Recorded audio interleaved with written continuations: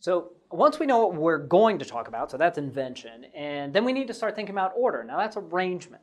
Arranging our key points can help us better understand the relationship better, but more importantly, well-arranged points are easier for audience members to follow along with. Now this video will talk about the importance of subordinating your key points. Now, subordination simply means that all your key points relate to the topic. So, for example, let's say I was doing a key point speech on why public speaking should be a graduation requirement.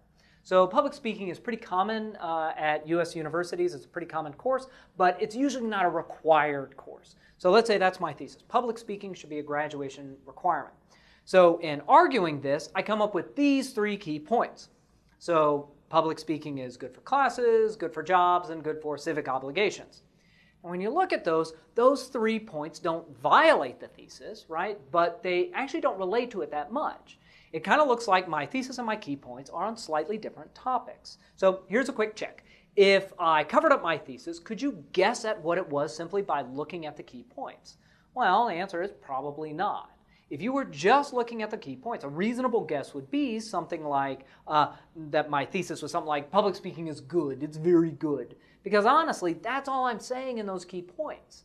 There are some key terms in the thesis that just aren't explained. So let's revise this. Now, when we think about it, that thesis is about public speaking, but it's also about universities and requirements. So those are important ideas that should show up in the key points as well. So I can still have an entire point about the goodness of public speaking instruction, but I also need to talk about the feasibility of making it a requirement. So subordination helps you keep your speech on track. If your points are subordinate to the topic, then you're not going to wander off on as many tangents. But that also means that each key point should relate to some aspect of your topic, providing more detail or more explanation.